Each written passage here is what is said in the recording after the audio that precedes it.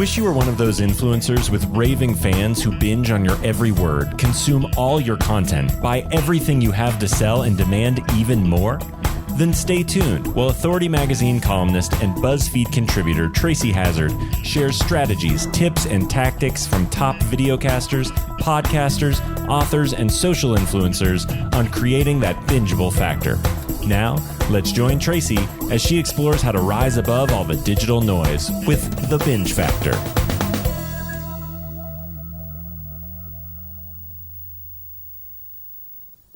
Hey everyone, welcome to the Binge Factor. I'm Tracy Hazard, and I have Vicki Noethling on today for Find Your Leadership Confidence. We've done some podcast swaps lately, and I was just on her show. And usually I have people on my show first before I go on their show. So it's kind of refreshing. So I'm doing things a little out of order in that I am going on their show, which I always listen to the show, even to go on somebody's show. But then, of course, I research a little bit deeper and take a deeper dive into things so that when I have her on my show, I've made sure to listen to even more episodes. But I'm so glad I listened to Vicki's, because if I hadn't listened before I went on our show, I wouldn't know that sometimes she asked some rapid fire questions, and that would have taken me by surprise. And shame on me if I wasn't ready for that, because I should be. And so I love that I was able to do that ahead of time, and it has built up a better friendship. So I think you're going to hear that through our interview today.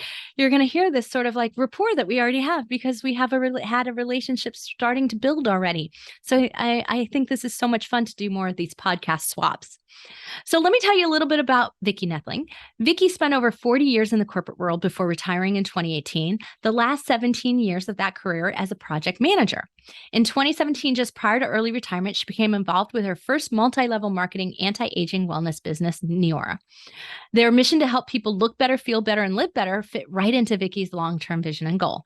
Her love for self-development led her to become a Toastmaster in 1998, and in June 2021, Vicki completed her second term as a Toastmaster International Region Advisor for Region 2 in California, where she mentored district leaders on leadership, conflict resolution, and strategic positioning.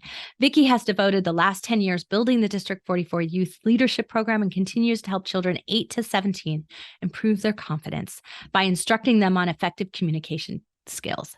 Vicki believes that one of her keys to success is continually investing in her personal development.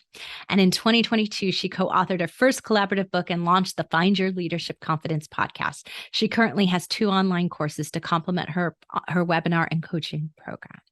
Vicki has been a busy, busy woman. I am telling you, when she was mentioning all that she's accomplished, and keep in mind, she's been doing this podcast only since earlier this year. However, she has a lot of episodes under her belt already.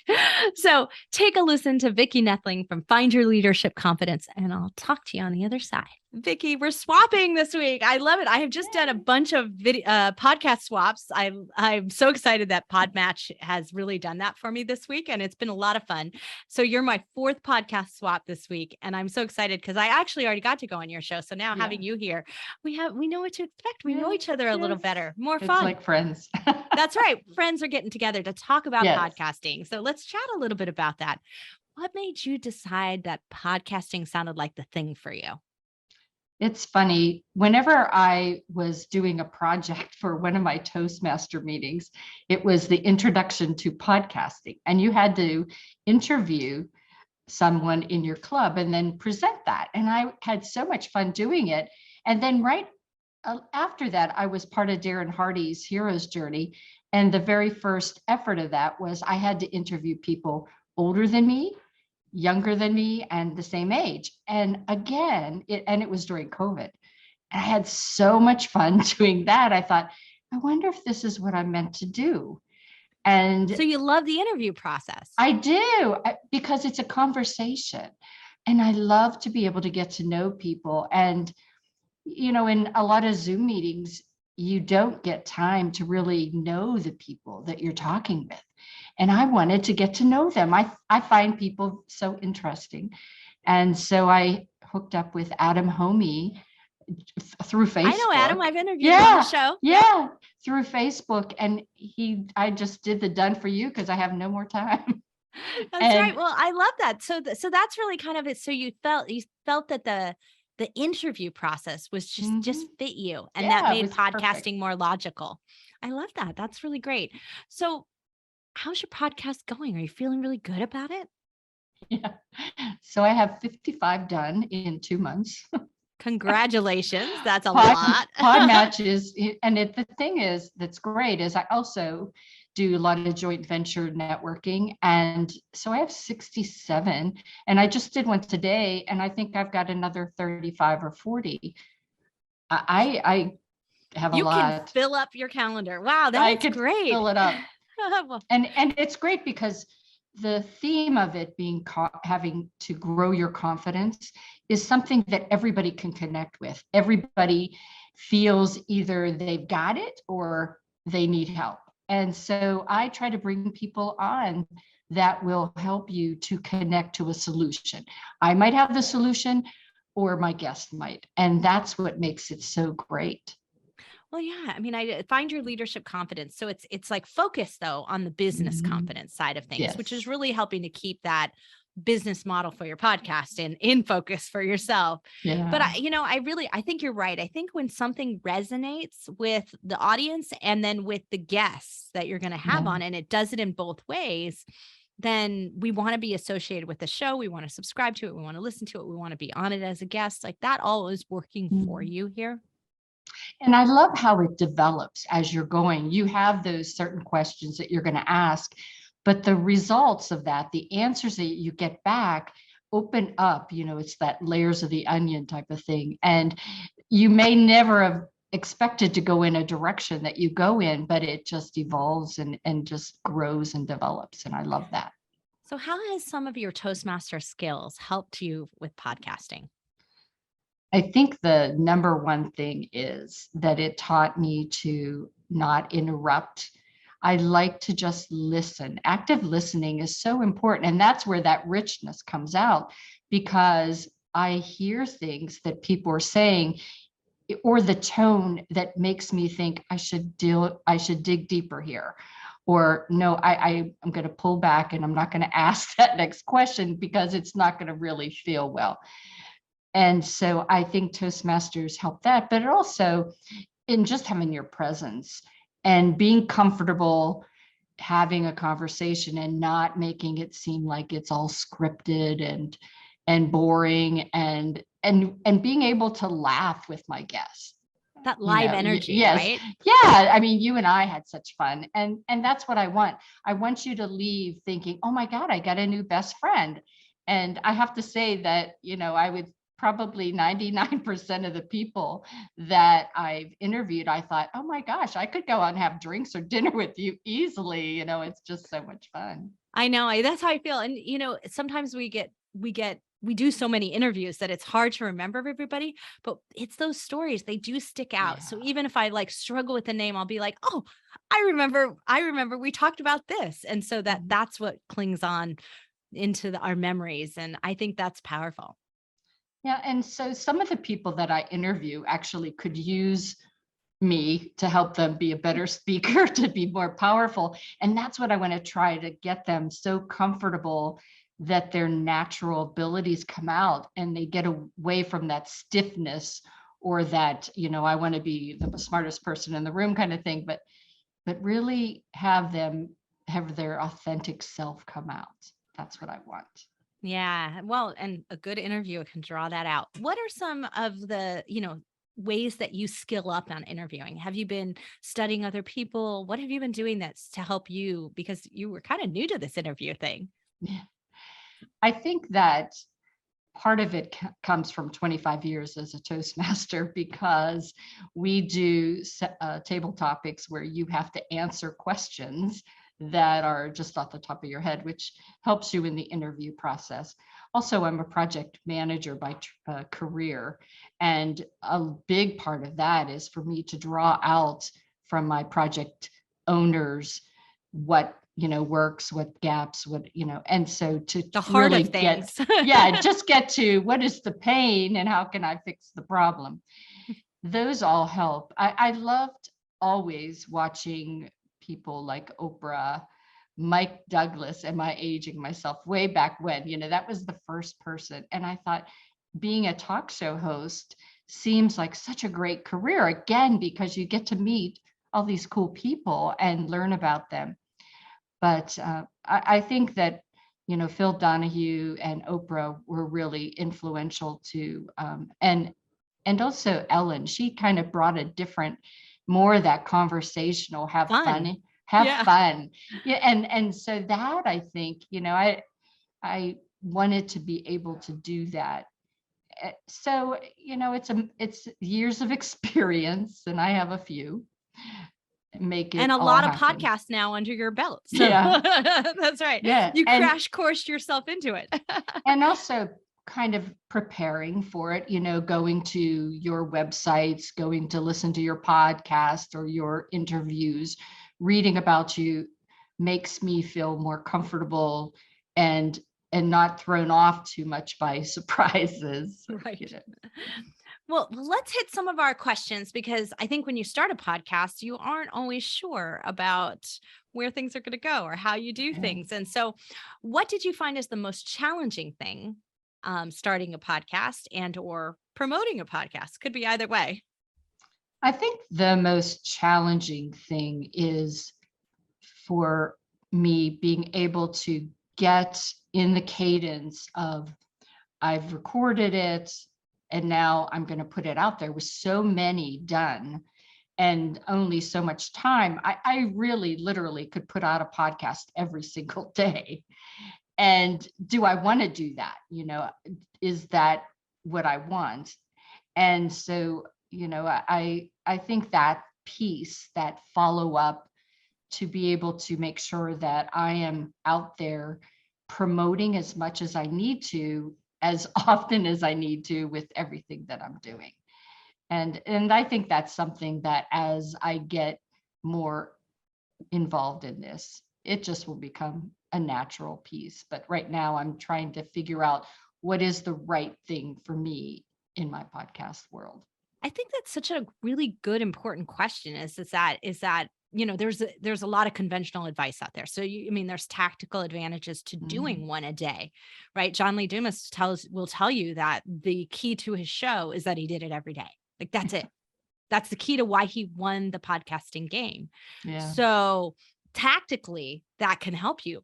But if at the end of the day, it's really not doing it for your core business, or if you're losing momentum or losing interest, it can have a cost to it too. Yeah. Right. So that might not be right for you. So it is important to strategically sit back and think about, is this right for me? Is this right for my business? Is this right for my show and my listeners? And is this really what I want to be doing? Even though tactically someone would say, oh yeah, do that. And part of what I do is a speaker. And so if I'm always on air, if I'm always doing podcasts, I can't get out there and speak. You don't have time for that. And so then that kind of defeats the purpose of what I'm trying to do. Even though I really love this, I really want to get to the point where I'm able to get out there speaking in person again, and also doing some online training and some of things like that. So that's where I'm sure at some point I'm just going to hire a VA, and then it's not a problem. It's now their problem to get that out there every day. Get it out there. Yeah. Get it out there for me. I love it. Well, let's talk about the three things that we talk with everyone about. And that the first thing is the great guests. So you've discovered that Podmatch is really working for you, but do you do anything to vet them? How are you making your choices for determining if someone's a good fit for you? Yeah, I do take a few minutes. I read through all of the information that they have on their profile. And as I said, I'll go to their websites if I'm not sure enough. There's some things, as soon as I read it, I see this is a perfect fit. This will be a great guest. And, I do look at the percentage, if it's above 64% or 65%, I'll go ahead with that. But there are people. Just to hold on, Vicki's referring to, there's like a Podmatch kind of percentage, like how well matched you are to the criteria that you set. So in the beginning, if you haven't set really good criteria, you could have they're too good or they're not actually good enough. And so you need to really play with that. But over time, you refine it, and you have, obviously. Yes. And what I found is that there are people that that are focused more on businesses, to try to help a business that's got people and structure to help them find their niche and improve. And I'm looking to help individuals more so. And so if they say that they're out there to find a way to help with their HR, so immediately I know you're not a right fit for me. But if they're out there trying to help you know, these are tricks for LinkedIn, or these are things that will help you on social media, or other speakers, you know, I have a lot of people that come on that teach exactly what I teach. And I like that, you know, because to me, it is a personal relationship that you want to have. That's why I think the coaching world works, because you want to have a person that is comfortable with you, that you're comfortable with them, so that you can make that connection and you'll want to work with them and you'll trust them. And so I try to find people that are going to complement the needs of my audience. Well, I think we have a good friend, Scott Carson, podcaster for the Note Closer Show, and he calls it co-opetition, which is like cooperative competitiveness. And really, that's the way I look at it too, is like, if all of us podcast coaches got together and really banded together and helped each other, we'd actually find out we'd probably refer each other a lot more than we think, right? And so that kind of model happens with speakers as well. You might not really think this is the right speaking event, but if you've been coordinating and working with others, built a network and a friendship, you're likely to refer them onto it. And so that builds rapport with that event organizer, with you, and it may get you the right opportunity later. And it helps someone else in your network. And that's amazing. So I agree with you. I think that that's really, it is a good idea to think about having someone who might be kind of closely matched to you, and use that to build your network and build an audience, because their audience and your audience are the same people. So you never know, right, what's going to happen there. And also they turn out a lot of times to be potential summit guests. And, you know, you don't want to do a lot of summits a year, but when you do one, you want to have a nice assortment of guests. And so that's what I'm kind of building, is having this smorgasbord, if you will, this little cafeteria of different people that will be enticing to you to come and kind of get a rounded training in a summit, rather than we're just all talking about the same thing. Right. Well, so interesting. You said, and I don't want to leave it there because my audience would be mad at me, and I'm sure to get a message and email back, but you said you don't want to do a lot of summits a year. Why do you think that?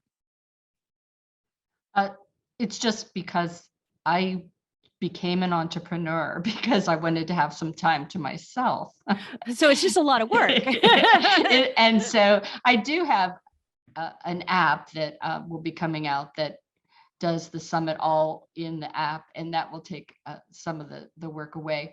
But, you know, I do a lot of things. I have a few businesses, and so I want to be able to have my time. And I think 1 a quarter, 2 a quarter is probably where I'll start, and then we'll see how it goes. You know, especially that still seems like a lot to me. So it's really, you know, it's one of those things that you have to experience to really know what works and what you want to do. And so let me just get to that point where I experience it. But I do look forward to that. I love organizing things. Well, that sounds like fun. I look forward to that as well. So let's talk about increasing listeners. What have you found is really working for you to increase listeners? Is there something you're doing on social media? Are you using your email? What are you doing that's working for you? So what I try to do social media, a lot of my audience comes from LinkedIn and Facebook. And so I make sure that whenever I put out the podcast, I'm on it every day for, you know, I have a scheduled time that I'll go and I will do my postings and looking at things. And so I want to make sure that I'm putting out value. And even after I've done the initial post, I'll reference something, you know, as I'm reading information that's out there on LinkedIn, it will bring me or remind me of a podcast that I've done. And so I'll reference that and give them another shout out. And I think that's important because there are there are contents that are in those podcasts that whenever you're just looking at it, that initial swipe content or whatever, it might not be the right time for you to hear it. Yeah. But later on, there could be a problem or something that comes up that exactly what was given at that podcast will help you. I love that when you get that aha yourself, Yeah. and then you're able to share that with others. I had interviewed a woman who helps you get to college for free. She really helps you find the money to help you have your kids not have debt. And I love that. And I'm constantly running into people, especially because I do things with the youth, where what she said is important for them to hear. And so I'll refer back to her podcast and to my website to check it out. And that's the beauty of this, is that the evergreen piece, right? What we do is not gone. I had another person that said, well, when do you do your podcast? I work and I don't know that I can hear it. And I said, it is recorded. And I did that for a purpose, not to have live. Live might be exciting, but I wanted you to be able to refer to it when it was convenient for you. Well, it's so interesting that you just said that about, dropping these nuggets, because I swear, I think the universe had sent a message through you to me. Because when we were recording on your show, when I was on your show and interviewed, at the end, you were mentioning how you had interviewed someone who was talking about sympathy and bereavement, and how do you talk to someone who, what do you say to someone who's lost someone? And would you not know it, but the next morning I woke up and one of my employees lost her husband. And I was like, I need to talk to Vicki. And I was so glad you were on it, because I need to write this note to her. And I thought, I'm going to ask Vicki at the end of our call today what I should say. What tips did you have? Because your podcast hadn't aired yet, so I couldn't find it. But that was it. You dropped that to me, and it was something that I needed right in that moment. And that's one of the things that I love about podcasting, that I can be right there at that right moment. So how do you make that happen? And the only way to do it is to go with your gut and go with what's, your it being inspired by, or remembering, it's sparking your memory and sharing that back through social. I think that's a great way to go. And the other great thing about it is that we are always, or we should always be, learning and developing. I truly believe in lifelong learning. And I think it keeps us young and it keeps us active. But that is why it's so great to have all these guests, even people, again, that do the same thing I do, because there's always a nugget. There's always something that I didn't think about or I forgot.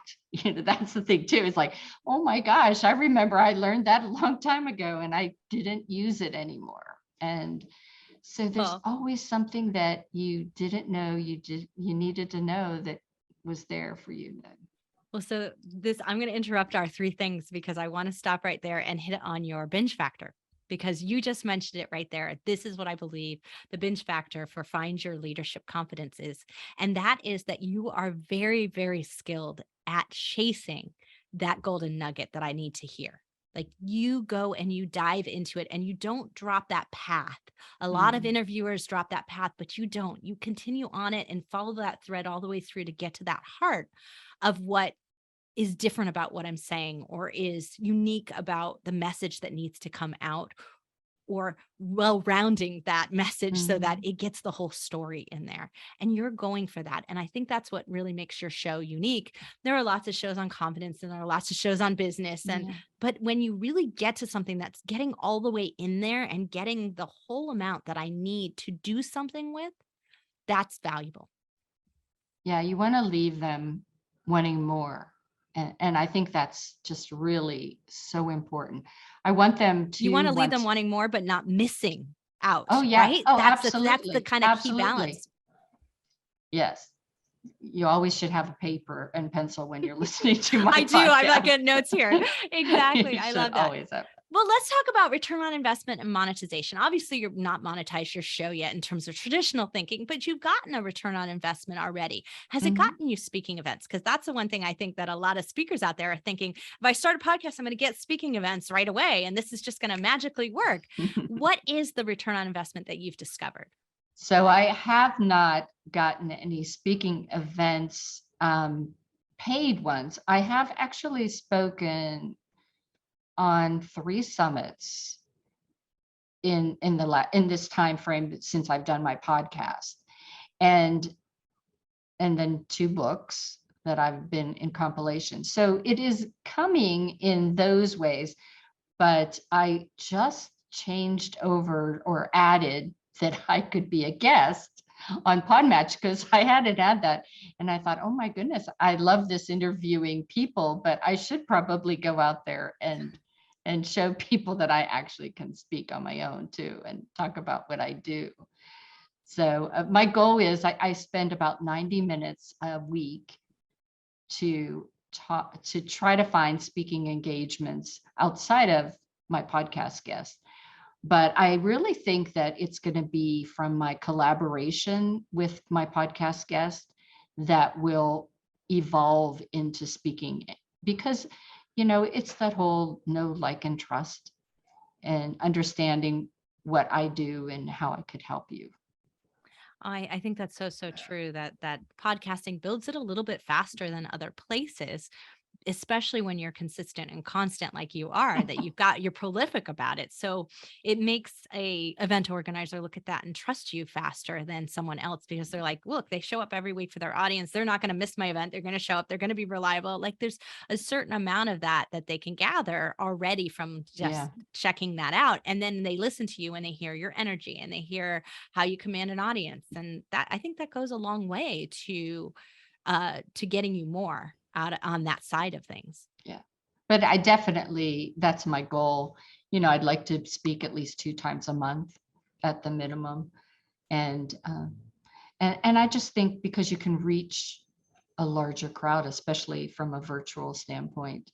And then, maybe that will end up with them coming to one of my courses, or, I have for 2023, I'm going to do a retreat. That's a goal I have out there, because I think when you get people away from their normal environment in that kind of retreat mode, I think you can just make such a difference. I did that with my Toastmaster leaders, and it was so impactful. And so that's a goal that I have, is to be able to help them with not only their virtual experience and their presence, but also to be that 21st century leader, to learn to I don't think I had my I think tagline events for have to you. come back up, so I think know. events have to come back up. So I'm so excited you're thinking about retreats, because I think people are starting to think about that. I think it's Yeah. time. 10 or 12 people all just looking to find ways to just be better leaders. So tell me a little bit about the books that you mentioned before. What books are you working on? So I am right now, I have one that is a collaboration with Suzanne Evans, and it is on leadership, finding pace in what you do. So that's being persistent, having an active listening, being courageous, and also having emotional intelligence as you lead. So that's the one that I'm working on right now. It's in the final edits of putting I like together. that term, finding pace. Yeah, that's a really great way I do to a say great it. webinar on that too.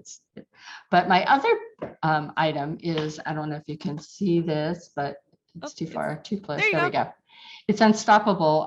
The subtitle, though, is the one that catches everybody's attention. It's Being Fierce, Fearless, and Unfuckwithable in Life and Business. I love and it. it's Rochelle Marie Lawson is the main author. And so she and I did a podcast together. She was my very first guest as a podcast on a podcast. And we, again, became best friends kind of thing. And so she asked me if I would be in her book. So I have that book done. That came out in February. I launched my podcast in March. In May, I did my final for the Suzanne Evans book, and now I have till September to do. Imana Guy is another one of my coaches, and so I have a book, a compilation book with him. Wonderful. Well, you are busy, Vicki. I don't know. I don't know how you're managing to keep that all and keep that pace that you've been talking about and making sure you have time for yourself. But I think that you've taken on a lot of challenges here and really just quickly found your pace in it. And I think if there's anything that I've learned from you over our interview together before and this one's now, you find your pace quickly. What's the key to that? So I think COVID actually, probably that, and turning 60 just before COVID in 2018. I think what it taught me was that life is not predictable. And there are too many times where we say, I should have, or maybe someday. And I just decided this year, I'm already getting those wonderful Medicare things. So I decided that someday is today, and I would just say yes, and I would take action. And so since July of last year, I have been taking action, and it's been so wonderful. It's been so revitalizing.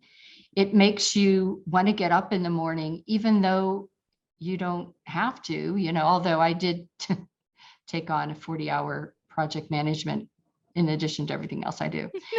So, but we all occasionally do overburden ourselves, yes, right? Yes, we do. But the thing is, I remember my husband's grandfather. He was 86, 87 when I met him, and he worked still. That was the first person I ever knew that was that age that worked. And about 89, 90 years old, he quit. And that's whenever things started to go wrong. And so I don't ever want to be sitting on a bonbon or sitting on a couch eating bonbons kind of girl. I can't imagine myself doing that either. Like, it's just not me. So I get it.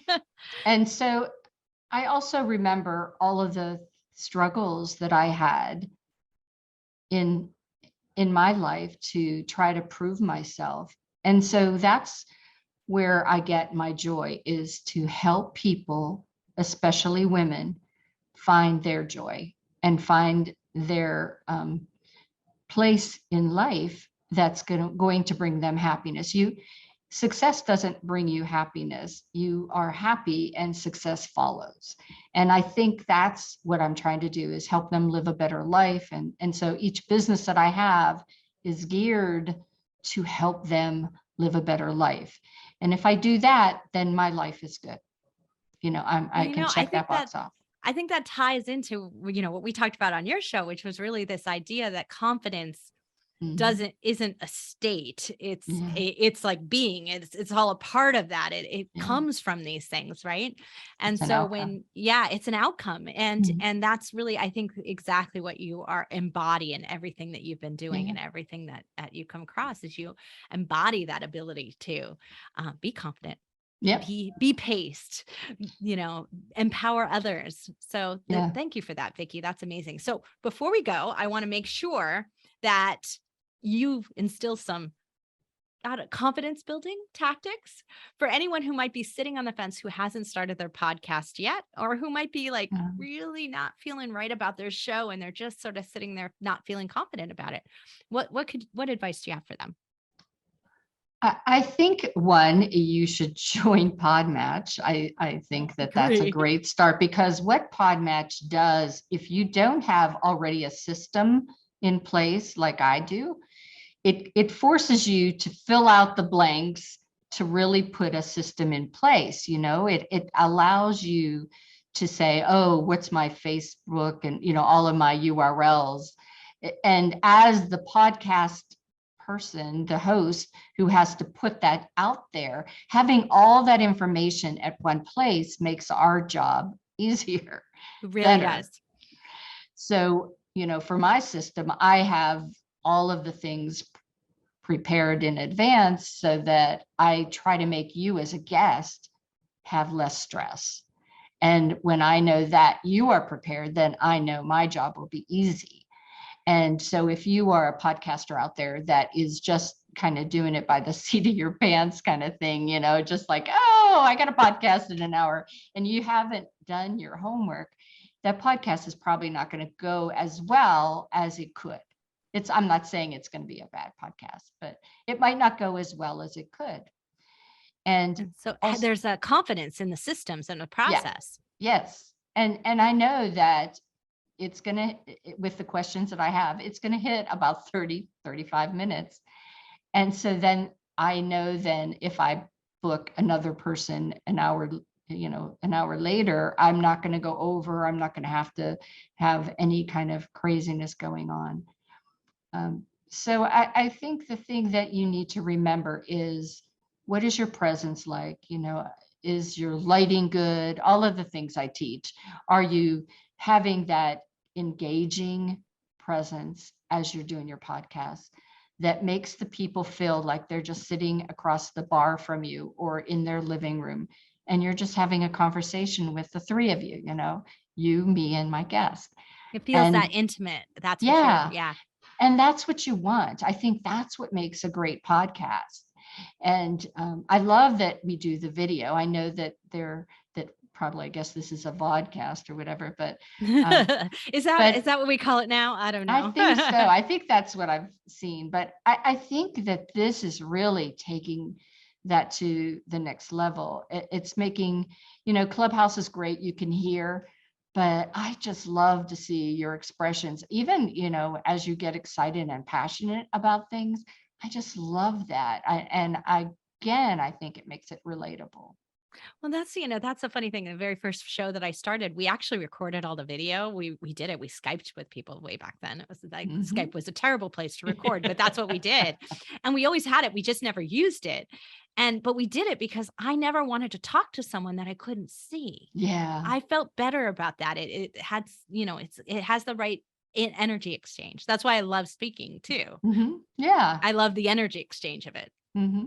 Absolutely. So, I know. Well, Vicki, Find Your Leadership Confidence. Great show. Thank you for bringing it into the world. I'm so glad you started your podcast. Yeah. I look forward to keeping up with you and keeping up our friendship to find out what's next for you, where you speak, and what return on investment your podcast brings to you. Thank you so much. It's been just a joy. And you are my BFF for a while. I love it. I told you we were going to have some fun, and that she is a busy woman, right? She has done so much. She has gotten a lot of confidence in her own ability to podcast. And I think that that's amazing.